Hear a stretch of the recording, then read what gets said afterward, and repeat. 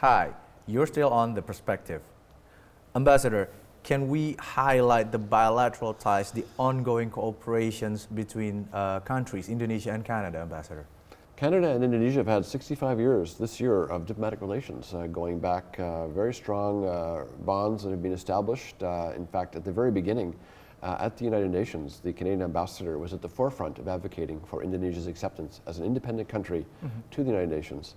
And since those days, we've been working very closely in solidarity with the country as it modernized and became a democracy, standing alongside a country that has been benefiting from official development assistance from Canada, almost $2 billion invested with our Indonesian partners in sustainable economic growth, health and education, that has been complemented by a very strong trade and investment relationship.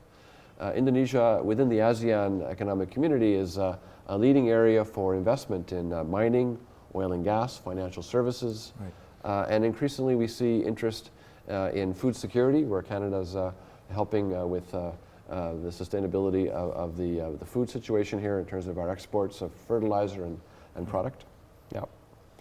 And among these agendas, among these ongoing cooperations, what would be boosted, at least within this year?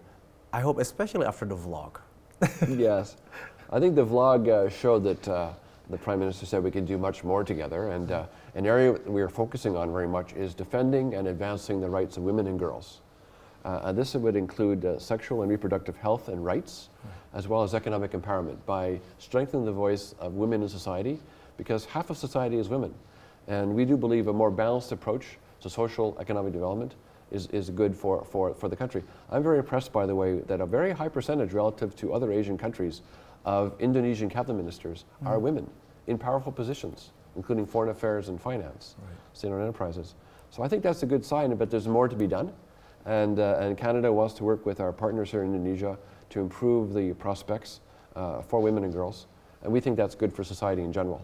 Ambassador, about the bilateral ties between Canada and Indonesia, it is inevitable and very much important to point out that the young generation, the youth, is a very important factor for a country. What can we elaborate more about cooperations between Canada and Indonesia about their youth? Well, of course, youth is the future of our respective countries' relationship, and I'm happy to report that the number of Indonesian students choosing to study and successfully accepting study permits is up by 25 to 30% in the past year. I would anticipate further increases in the coming year. And one of the reasons is we have high-quality colleges and universities, and we're a welcoming, safe, comfortable place to live. But importantly, it's not well known that as a foreign student in Canada, you can work part-time while studying, unrestricted. And after you graduate successfully, you can work up to 3 years unrestricted. You get valuable experience, helps in terms of paying off the tuition, and it's something that's positive. Wow, very interesting. It's a less known fact about students studying in Canada, indeed. If we can also bring the spotlight a little bit more to the region, Ambassador, this year also marks the Canada-ASEAN 40. What can we highlight about it, about this year's special commemoration also? Yes, 40 years ago this year, we began our dialogue relationship as partners to ASEAN.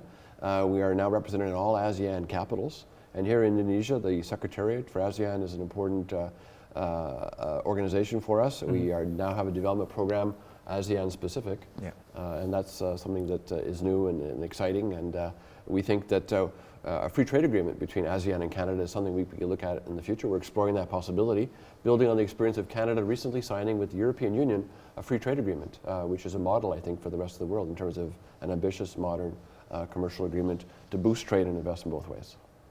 Wow, very inspiring. Ambassador, thank you so much for your time joining us here on The Perspective. Congratulations again on the Canada 150 commemoration celebration throughout the year. That's all for today's episode with the Canadian Ambassador to Indonesia, Peter MacArthur. Thank you so much for watching. I'm Dean Benitez, and this is The Perspective. Ciao for now.